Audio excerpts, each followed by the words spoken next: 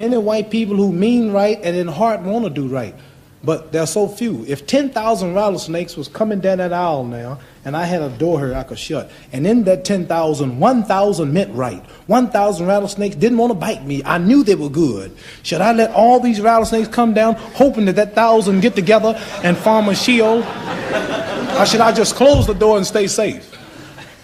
I think that you understand? The Viet Cong are not all bad, but America's still dropping bombs. In Hiroshima, the Japan wasn't bad, but she still dropped the bomb. In Korea, they weren't bad, but they still dropped the bomb. So now I'm going to forget the 400 years of lynching and killing and raping and depriving my people of freedom, justice, equality, the first fired, last hired, the lowest of low, last respected, and I'm going to look at 2 or 3 white people who are trying to do right and don't see the other million trying to kill me. I'm not that big of a fool, and I'm not going to deny it. I believe everything. I'm just saying. It makes sense to me. From the first time I saw that clip, I was just like, it makes sense. It makes sense. So starting from the beginning, when he was talking about a few white people who mean to do right, I think that's a good place to start. Then we can get through it.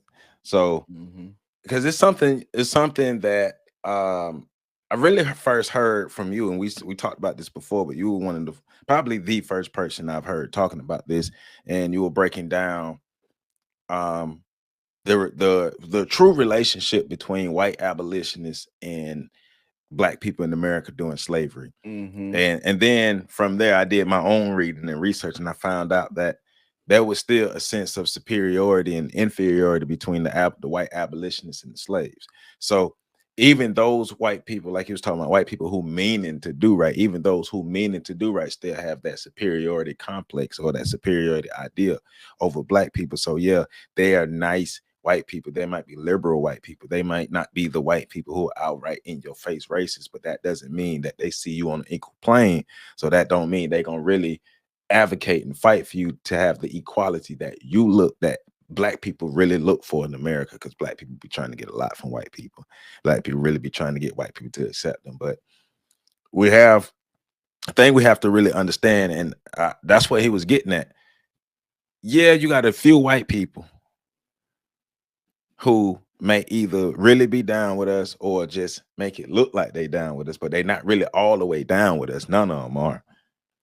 But it's still about us protecting ourselves and being smart and playing and really understanding racial politics like we're supposed to. Their job, white America's job, is to get power and maintain power. Our job is to get from up under it by any means necessary. But one of those means is not begging for them to stop. And it's not trying to align ourselves with them. It's doing what we got to do to get from up under them. That's me. Well, yeah, I mean, I think trying to merge with white people on a cultural level, because we got to remember, like, this is a culture thing, right? Like, you could bump into 1 or 2, good people in a culture full of deviants and miscreants. That doesn't mean like every individual is affected by the culture they grew up in differently. But we're still talking about a cultural struggle. Like, this is a group thing. So I think one of the mistakes we make is trying to individualize it. And this is something I've been saying for years. You can't individualize racism. You can't. It's a group thing. So in the games they play with trying to get us, and it works. Individualism works well in America for a lot of reasons. One of the primary reasons, I think, is because it allows people that are a part of the dominant society, that have the power and the resources and all of that, to not feel bad about being a part of their group by saying, well, me as an individual, I'm different. And even those that are in culture groups that are less powerful, that are in minority groups, they can as well feel better by saying I'm different. But this idea that we can merge with them and everything will be cool. Well, the Native Americans tried that. It didn't work out. They restructured their whole culture to try to be more appealing to white people, and white people still did what they did. You know, it was black people at the Trump rallies that hasn't really been reported on a lot, but from some of the books I'm reading, these were actually black Trump supporters that was still getting attacked by white Trump supporters at the Trump rallies. So there's no evidence to suggest that merging with them would work. So then you come to the point of his thing of saying, well, because you just always just pushback, right? There are some good white people out there. That's true, but that has nothing to do with the price of tea in China. That means, like, what does that have to do with anything? We talking about a group dynamic, and you bringing up a few individuals. Right. Well, one of the most powerful things you said, all of us live, but the individualization of racism, we got to hit up on that. We have to hit up on that because, like you said, that's one of our biggest issues. And that's one of the fallacies that we take in our supposed portrayal of racial politics, is trying to look for the individual cases of racism rather than trying to prove racism through individual cases rather than the whole. Because when you try to prove, because we've talked about it for years of how, and we've seen it in front of our face, how racism has evolved over the years. It's not, it went from being in your face to being covert. And well, Malcolm X told us about this, how because it was liberal then, but you had such a barrage of conservatism in your face racism that people wasn't really paying attention to the liberalism of it like they were supposed to. So now here we are, and the liberalism is in your face now, and the conservatism is not in your face, but the conservatism is still there. That's what everybody is still focused on. That's what everybody is still the target for black people, while aligning themselves with the liberal white races who taking every goddamn thing from us. It's like we talked about last week with Simone Sanders and the other people, literally putting their lives on the line for white people who couldn't give two shits about them. You know what I'm saying? And it's not like you aligning yourself with John Brown, who proved that he was down. Like he proved that he was down by putting his life on the line. You aligning with Bernie Sanders, who ain't did nothing tangible for us, nothing tangible. And like you said last week, the excuse of which he walked with Dr. King when he was a teen and had nothing to lose. What did he do for us as a politician, as a man with resources, with things to lose? John Brown had things to lose, his life and all that stuff. He lost it for us. What did Bernie Sanders or these other liberal white people that you all love, what are they doing for us? Nothing tangible. So get off the white tit. And there's been a lot of documentaries, a lot of groups, a lot of books written about white people coming into black spaces under the guise of trying to show black people how to liberate themselves and taking the space over. I mean, we just saw that with the George Floyd movement, how that was co-opted by white liberals with the best of intentions, and even some of the white people that I've heard that are honest about it. There was this documentary I was watching, I think it was called Saving the World, but I forget exactly what it was called. But there was a white dude in there, and he said something that we've been saying for years. He said, why would I let somebody from another culture group come into my community and teach my children? Right. And he was saying that as somebody that was involved in the process of going into other culture groups to teach their right, children. because he get it. But we are so stuck in this we are the world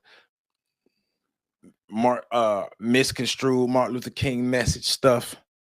People forget, people are stuck on, especially with the Dr. King messaging that they pepper us with every year, because it's gonna come back up. We almost back close to February or something. Whatever happened, they're gonna pepper us with the Dr. King stuff. People focus on the few words that he spoke within this "I Have a Dream" speech.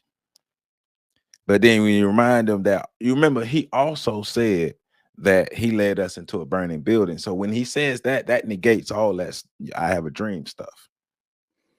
You do get that, right? He said he had a lot of speeches. He had a lot, but people like to hone in on those little pieces. Well, he talked about, you know, black people and white people and all races being together and not judging people by the content of their character. But he, like you said, he said a lot, but we just picking out stuff. If we just gonna throw out, because I'd be like, well, I thought we were just saying Dr. King quotes, because he also said he led his people into a burning building, which means he understood that the messaging that he was giving at one point, when he looked at the tangible results, this ain't it for my people because we're in a worse situation. I mean, We still, and our situation has gotten even worse since then. I mean, he also said the United States government has given my people a check that when we tried to cash came back marked insufficient funds. You know, he said that too. So, but the thing we got to understand again is this is cultural, and like you said, you know, you can go all the way back. Like when you start talking about even liberalism, right? Progressive whites, when you start talking about the abolition movement, you start seeing there's a difference there. When you start looking at even though the workers unions movements that have both blacks and whites able to participate in them, you know, the whites were oftentimes held in positions of leadership and the blacks oftentimes couldn't have those positions. So everywhere you look, you see where really it's a disagreement with how inferior are blacks actually. Right. They shouldn't be slaves, but they should be under us. Right. So with that, you know, it just goes back to, and I say this all the time. Look, it ain't that we saying that you can't have your white friends and all of this other stuff. You can interact with whoever you want to interact with, because that's the wonderful thing about people being individuals is you might find somebody of another race that's jiving, but you also need to understand that that individual is just that, and that's separate from this culture piece, this group collective piece that we dealing with when it comes to racism. And I'll say this and then shut up. If a white person is truly down for the cause, they should be down to be a foot soldier and do whatever we tell them we need done. Right. I mean, right. So so another one of my favorite parts, my most favorite part of what he was saying is the snake analogy. You got 1,000 snakes coming at your door. 100 of those 1,000, I might not be saying exactly right, but 100 of those 1,000 are non-poisonous and on your side, but the other 900 are against you. Should I let all 1,000 snakes in my house and try to sort it out and see who's who, or should I leave all of them out? Well, to me, the logical answer would be leave all them out. Leave them out. Why would I allow all of this into my space? And I know 90% of this don't mess with me. I know that. And I'm allowing it all in my space just because a few of them rock with me. Nah, that's not it. And it goes to, like you're saying, even within the organizations and things that we have. Solution to a lot of things that we do. Stop just allowing anybody into our organization, especially our community organizations that are designed to help Black people. Stop allowing just any and everybody in. Stop accepting things from any and everybody. Stop just placing any and everybody into leadership positions. There should be some kind of I guess you can say, I just use this for lack of a better word, like rites of passage or something. It should be earned. You don't just, like, that's how Rachel Dolezal all got into the NAACP. And then people made excuses for, well, you know, she took care of a couple Black kids. She adopted some kids. She helped some kids. That pulled at the heartstrings of some women that I had conversations with, Black women. Well, she helped some kids. You looking at it from an individual level. Rachel Dolezal ain't Rachel Dolezal. You had to do if you was that concerned about Black people, you could have just came in as a white person.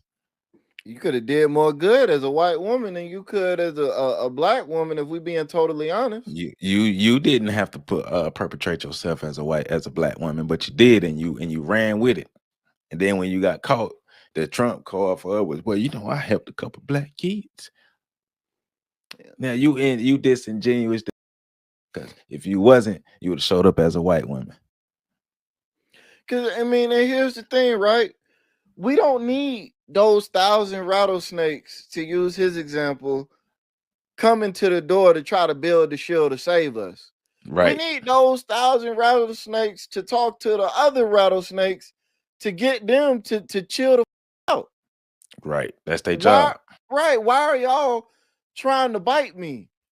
Like, we don't need a shield. And so, you know, to say it directly, white people, we don't need y'all coming into our organizations and teaching us and telling us and trying to show us what we need to do to properly assimilate into American culture. We need y'all in y'all communities talking to y'all people about how it is that they prevent us from getting resources for whatever reason. But at the same time, we as Black people need to understand that as a group, that's their prerogative. Like, if they don't have to give you resources, They don't.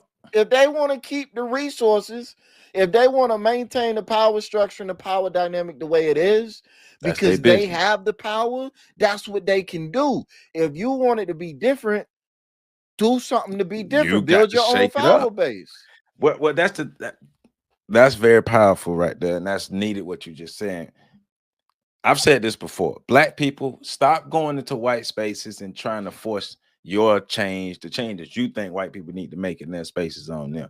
Build your own space. Go into our own spaces. Take that energy, either create your own Black space or go into another Black space and help build those Black spaces up. White people don't owe us that.